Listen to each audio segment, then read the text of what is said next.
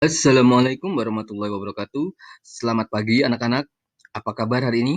Semoga hari ini kita semua selalu dalam keadaan sehat walafiat. Amin, amin ya robbal alamin.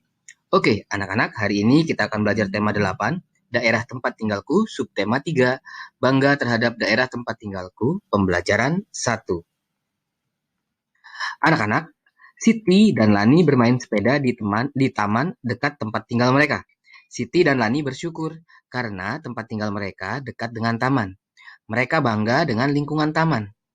Taman bersih, terbebas dari sampah. Saat bermain sepeda, Siti membonceng Lani. Tiba-tiba ban sepeda Siti bocor. Lani pun turun dari boncengan sepeda. Mereka akan membawa sepeda ke bengkel. Siti menuntun sepeda dan Lani mendorong sepeda dari belakang. Sepeda pun bisa bergerak maju. Nah, anak-anak, itulah contoh hubungan gaya dan gerak benda. Oke, anak-anak, kita akan mempelajari contoh hubungan gaya dan benda yang lainnya. Anak-anak, gaya adalah tarikan atau dorongan yang dapat memengaruhi keadaan suatu benda. Gaya dapat menimbulkan perubahan gerak atau perubahan kecepatan.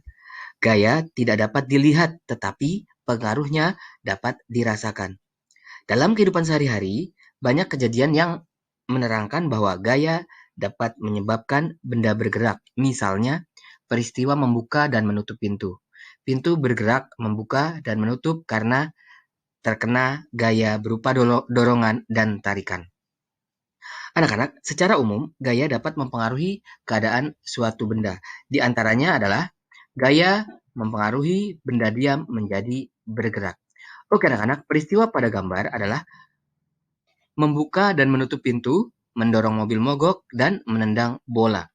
Semua kegiatan tersebut setelah diberi gaya, maka benda diam akan bergerak. Hal itu menunjukkan bahwa gaya dapat mengubah benda diam menjadi bergerak. Nah, contoh yang lain yaitu logam yang semula diam didekatkan dengan magnet, maka logam tersebut akan bergerak ke arah magnet. Kemudian meja yang diam, jika diberi gaya berupa dorongan, maka akan bergerak. Sepeda yang semula diam, jika dikayuh maka akan bergerak. Lalu kelereng yang semula diam, jika disentil maka kelereng tersebut akan bergerak. Lalu yang kedua yaitu mempengaruhi benda bergerak menjadi diam. Oke anak-anak, kalian perhatikan gambar mobil dan sepeda. Gambar tersebut menunjukkan peristiwa bis dari melaju kemudian berhenti. Pada peristiwa itu, Pak sopir melakukan gaya dengan menginjak rem bis. Dengan gaya yang dilakukan Pak sopir, bis menjadi lambat lalu berhenti. Contoh lain yaitu pada saat kita naik sepeda. Ketika tangan kita menarik rem sepeda, maka sepeda berhenti karena adanya gaya gesek antara ban, rem, dan pelek sepeda. Berarti gaya dapat menyebabkan benda bergerak menjadi diam. Lalu yang ketiga yaitu gaya mempengaruhi perubahan bentuk benda. Oke anak-anak, kalian dapat perhatikan gambar di layar. Keramik dan guci merupakan hasil olahan dari tanah liat. Gaya yang diberikan oleh tangan pada tanah liat membuat bentuk tanah liat berubah. Hal itu menunjukkan bahwa gaya juga dapat mengubah bentuk benda. Contoh yang lain yaitu kaleng minum yang kosong akan penyok ketika diinjak dengan keras. Kemudian plastisin akan berubah bentuknya jika kita tekan. Pada saat terjadi tabrakan mobil, mobil bisa berubah bentuknya. Hal tersebut karena gaya yang diberikan pada benda melebihi kekuatan benda yang bertabrakan. Yang keempat yaitu gaya mempengaruhi perubahan arah gerak benda. Oke anak-anak, kalian perhatikan gambar di layar. Gambar tersebut menunjukkan bahwa peristiwa perubahan arah gerak bola karena adanya gaya yang diberikan pada bola. Pada peristiwa tersebut, bola dilambungkan ke atas sehingga bola bergerak ke atas. Kemudian bola dipukul ke depan sehingga bola bergerak ke arah depan. Contoh lainnya yaitu gaya mempengaruhi arah benda antara lain memutar kemudi supaya mobil tidak menabrak. Lalu pemain bola menyundul bola menggunakan kepala. Anak-anak, Siti dan Lani sampai di bengkel sepeda. Sambil menunggu pekerja bengkel menambal ban sepeda, Siti dan Lani bercerita. Saat Siti asik bercerita, tiba-tiba Lani berteriak sambil menunjuk ke atas. Ada angsa terbang, cantik ya, kata Lani. Siti menjadi teringat bahwa ia pernah membaca cerita fiksi Angsa dan Telur Emas. Berikut cerita yang pernah Siti baca. Oke anak-anak, kalian bisa baca dan simak cerita fiksi tersebut. Angsa dan Telur Emas. Alkisah, ada seorang petani sederhana memiliki seekor angsa. Angsa yang dimiliki petani bukan sekedar angsa biasa, melainkan angsa yang cantik dan istimewa.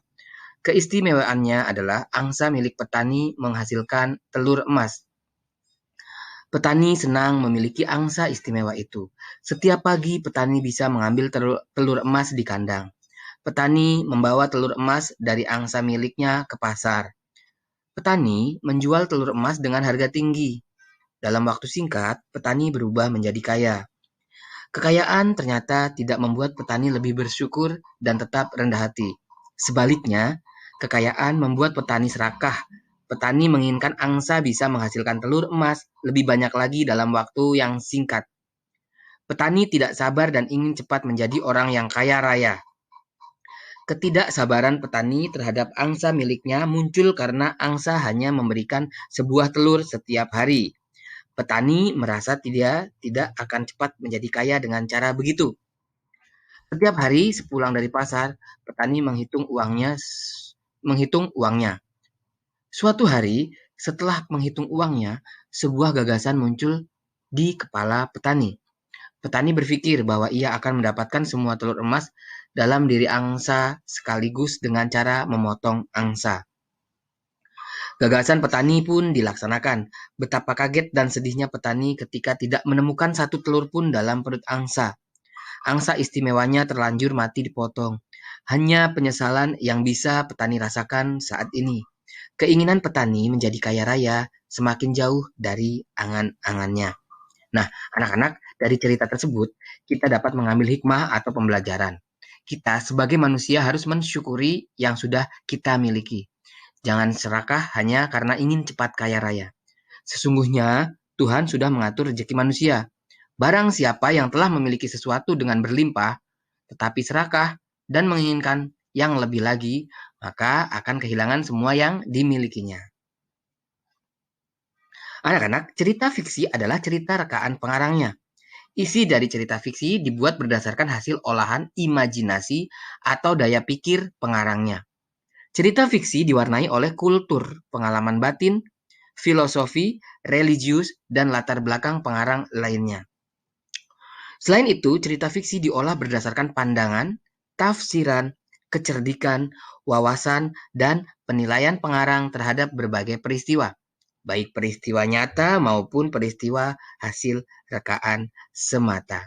Oke, anak-anak, sampai di sini materi kita kali ini. Sampai jumpa lagi pada materi-materi berikutnya. Wassalamualaikum warahmatullahi wabarakatuh.